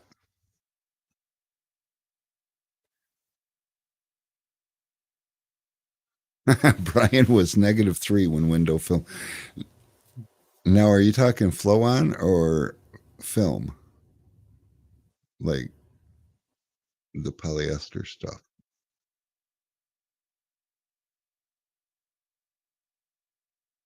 Buy a clamshell. I don't know what that is.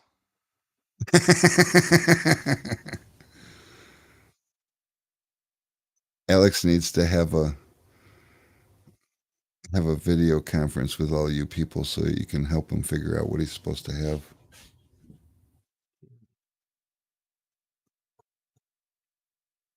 Film.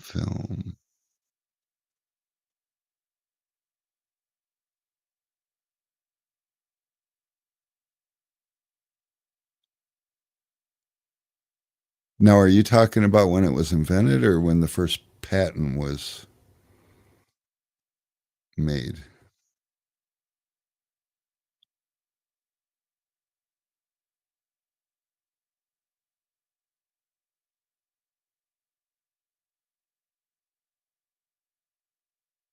So the clam type is the better? I wonder if that means it's like concaved, like the where you like press down. No, clam they're talking about it opens and closes like this versus Yeah. the other one will come up and set down like that. But I don't know Black when the Series is a great patent. one, I would say. Craft Pro would be for something like 100 shirts a week.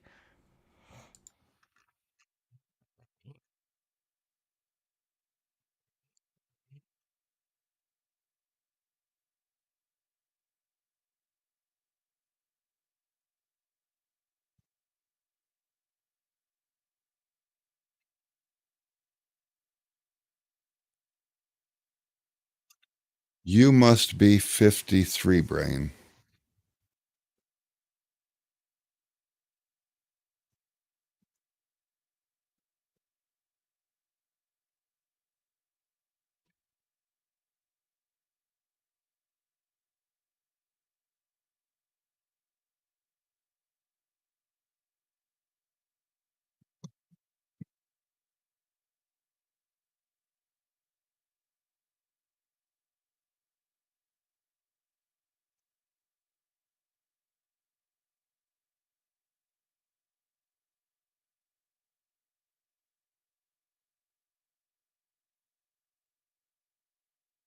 Well, I had to know about the whole, patent or when it was invented because in 1902 is when they had the first breakthrough for what would eventually become window film.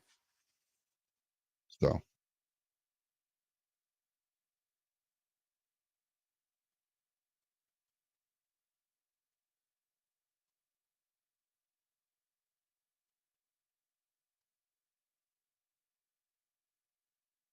and 3M is 3M because their name was Minnesota Mining and Manufacturing Company. And apparently that was too much for people. So they're like, how about just call us 3M?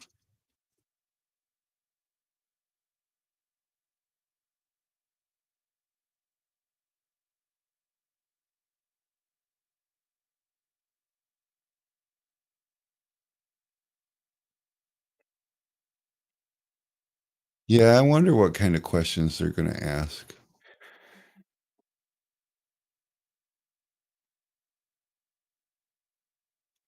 Dark Side sent you pics, Alex. Yeah, I seen it.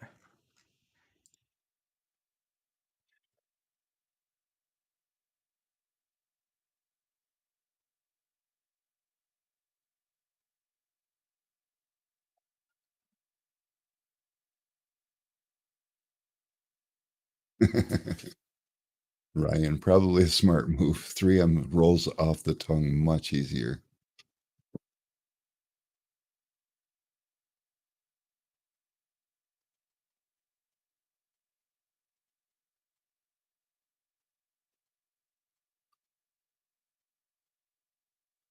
Yep, yep, yep.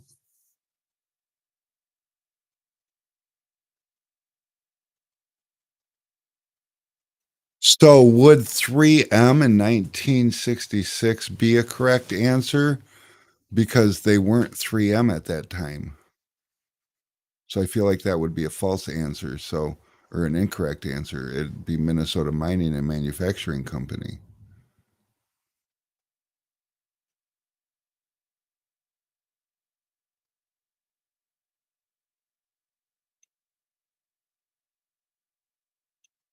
Three M's claim to fame is that everything that they could think anywhere in the household you would touch, they put their name on something. Billy, your fat thumbs are getting in the way.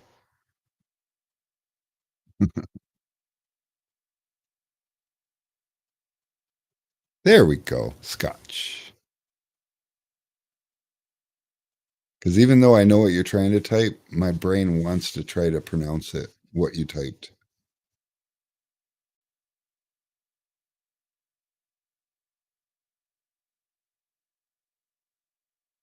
Later, Cash. You have a good week. Yes, we'll catch it. We'll try to catch a Thursday since that's when you're doing your thing on Facebook. Do we go to your personal Facebook page to find that, or how does that work? I must try to find you.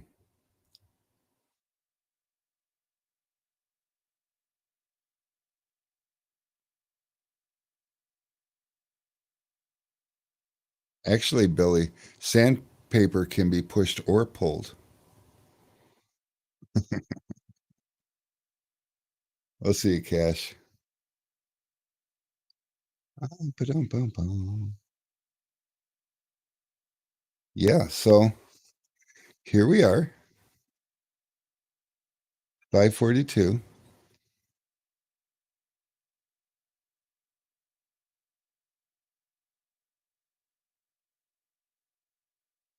All right, Cash.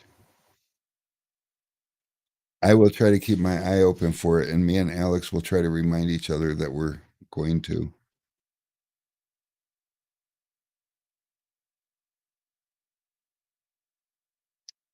Billy said orbited too, but isn't orbited like push, pull, and side to side randomly?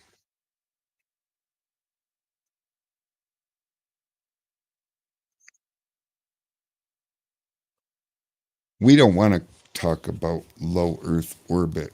I want to talk about things I know about. And I don't even know what that means. Alex, do you know what that means? Did they cover that on Rich Dad, Poor Dad? No. You don't even listen to that anymore. I've been kind of peeping in some of it, just stock advice during recessions or before a recession.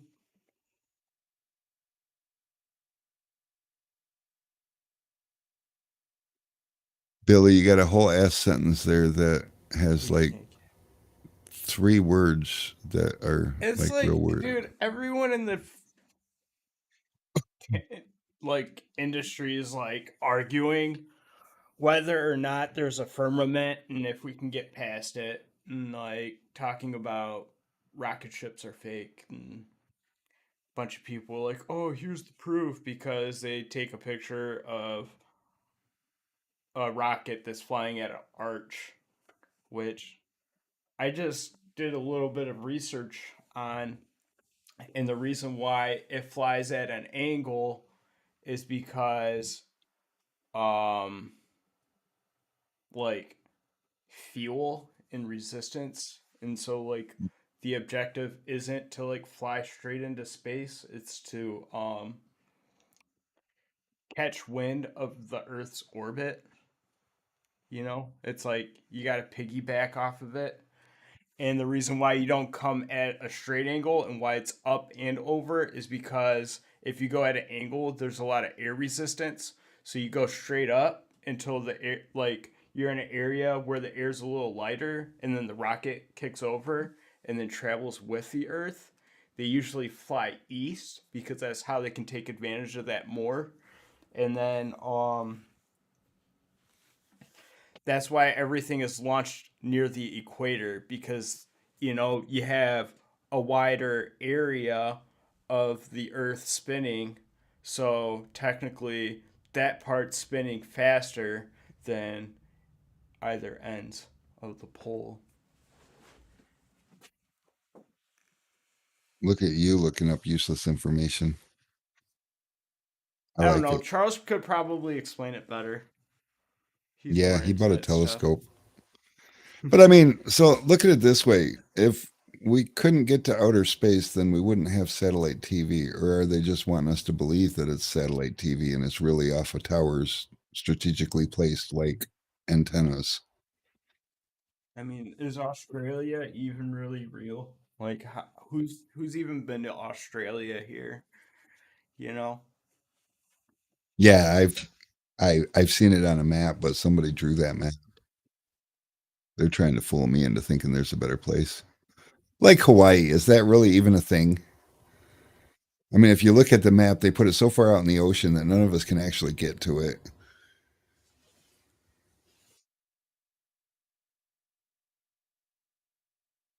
All wires. It's all wires. Who's Land of the Blinded? Who are you? I like your avatar. That's pretty sick. I like the honeycombs and the bee sitch.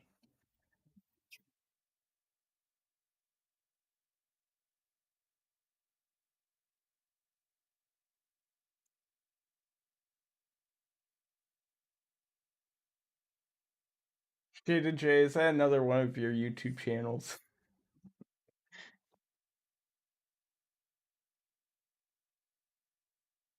It probably is. I'm out of coffee. Again? Yeah, there's no more coffee. Oh, and I'm out of coffee too. You're lucky Yeah. it's 10 minutes before we got to go.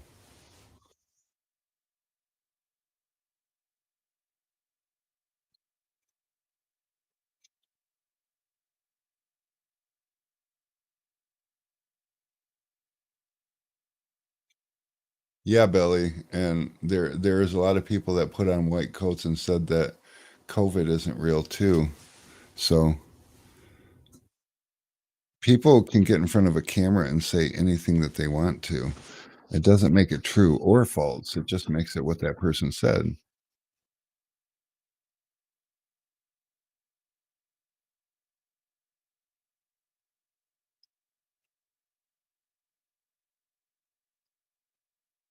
Yeah, they lost the technology. I could go to the moon. You want me to?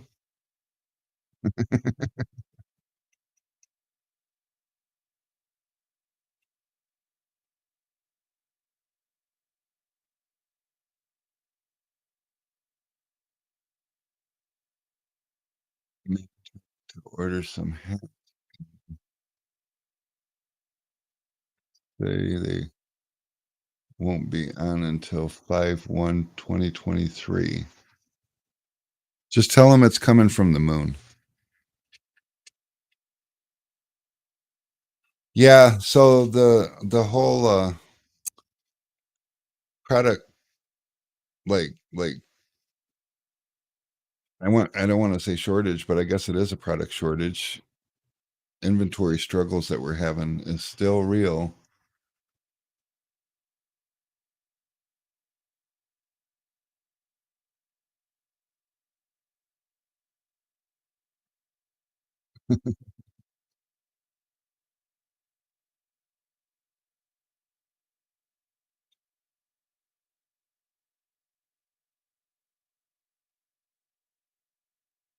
Land of the blinded.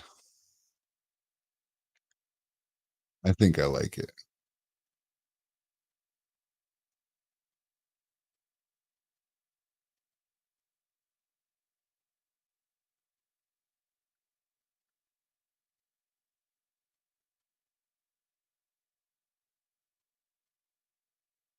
Yep, I think I like it.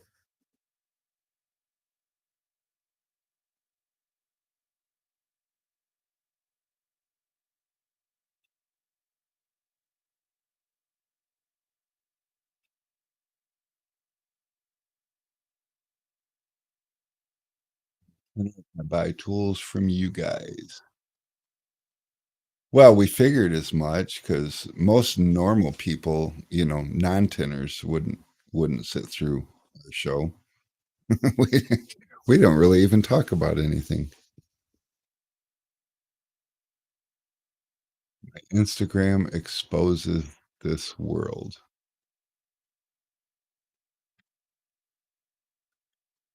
Temps would melt anything the meteors burnt from electromagnetic waves, not from air resistance. So how do you get through it? Tesla knows and Musk lies to us too.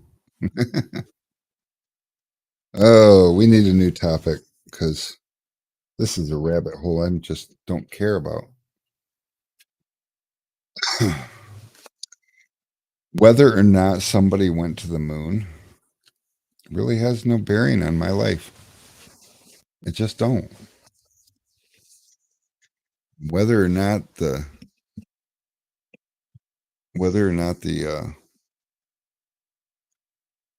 satellite TV is really satellite, well, I don't know because I don't have satellite TV. And if I did, I'm not sure it would matter. So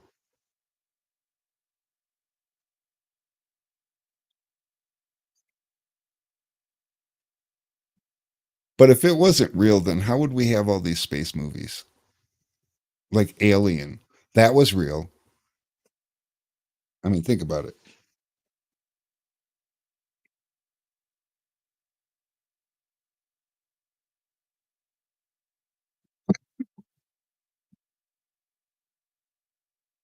Man, trying to order some hats and they say they won't be on until 5/1/23. And that's probably a lie. We need a tinner battle up north.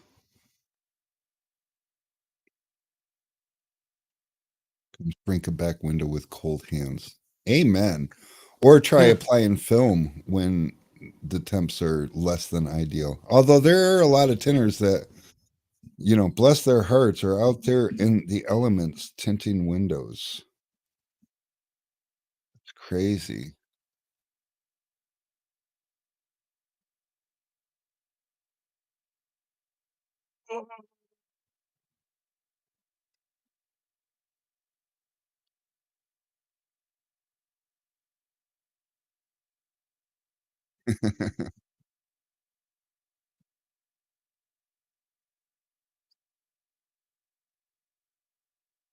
Yep, I'm with you, Billy. It's all fake. Yep. Hey, back to that skylight exterior film installation. Should I have a minimum? You always have a minimum. Yeah, cause like I mean, like I don't even know how big skylight. I know how big they are, but I don't know how big they are. What you got to look at is how much film you have to buy in order to do this one skylight. Yeah, but like also like the drive there and like figuring out if it's worth it. Like Well, that's the problem. You have to buy at least a 25-foot roll, and the roll has to be at least as big as the narrowest dimension. The film's going to cost, I don't know, $1.40 a square foot, and your drive there, your setup time. I'm assuming you got to go there with something to get you on the roof.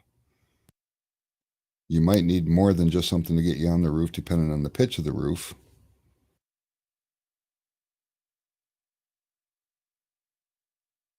Billy says $500 and be done with it.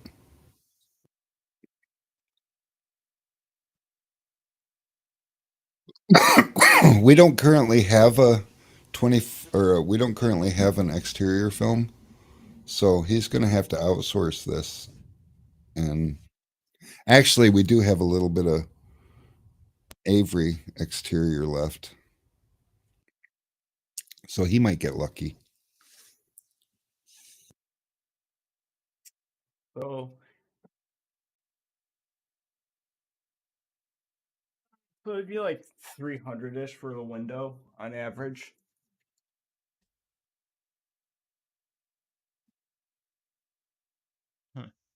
Yeah, I like what Billy said. 500, be done with it. Oh wait. 500 and be done with it. Yep.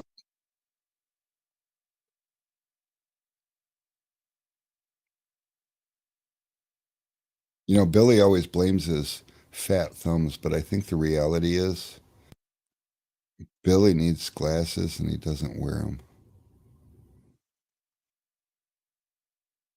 Yep. He puts his glasses on and he types right.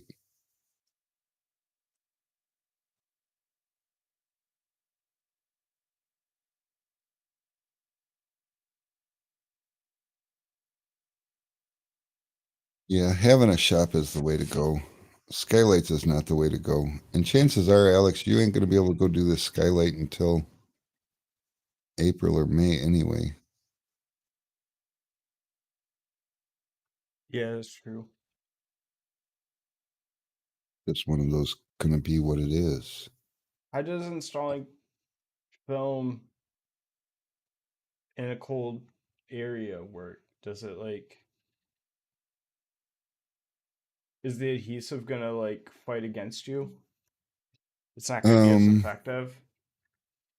It's not going to dry very quickly. It's not going to tack very well.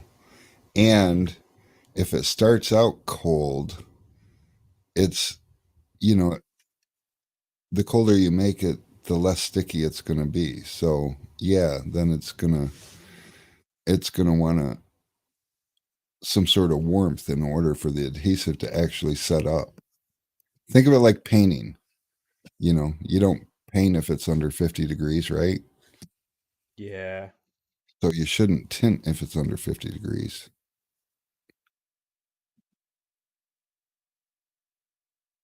That's the only analogy I could think of. Ryan just says it doesn't want to stick to cold glass. Yeah, we don't need science. It it just doesn't work well.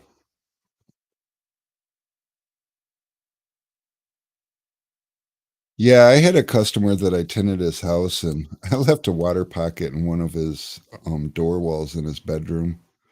And he called me, and I told him it could take a month or so for that to go away. I'm sorry I left so much water, but it will go away. And he called me the following like February, March, and he's like, "It's still there. I need you to come look at it and redo it if you could." And I was like bummed out because he had been waiting and it's still there, so fine. Oh yeah, and cold equals more fingers popping up too. But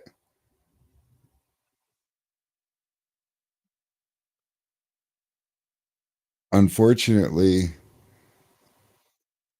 by the time I got out there, and of course I pre-cut the pattern before I went out there because just I wanted to be in and out pretty quick. And I get there and the bubble was gone. And he's like, "I just looked at it a couple weeks ago." And I'm like, "Yeah, you could have looked at it like when you called me. You saved me a trip, but it was nice seeing you."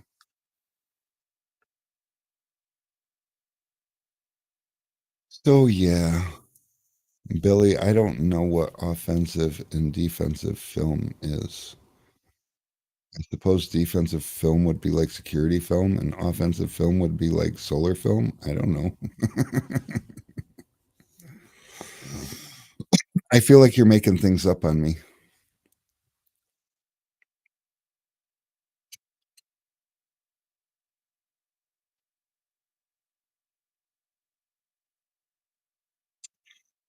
And with things like skylights, Alex, you got to think about like the bottom, the rockers on your car where you wrapped it. The edges of skylights, depending on how long it's been in there, are going to have those problems where you got to be real careful and make sure you get it really clean. And exterior film is like a PS adhesive, so depending on the size, it becomes more difficult to work with when it gets a lot bigger.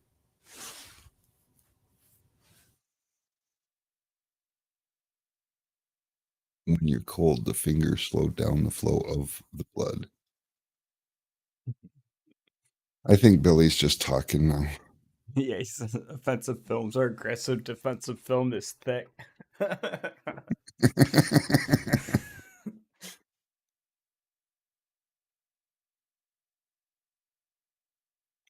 Oh, snap, it's that time. Oh my God, it is. We just killed that last 15 minutes like there was nothing to do with it. See what happens when you actually talk about stuff? It goes by. Yeah. Yeah. Alex says adhesive attack him. Sounds offensive.